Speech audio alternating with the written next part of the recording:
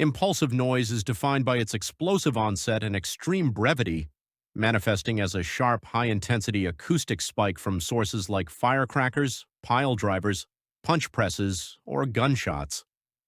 Unlike steady-state sounds, these impulses reach their peak pressure almost instantaneously, often in less than a millisecond, giving the human auditory system no time to activate its natural protective reflexes.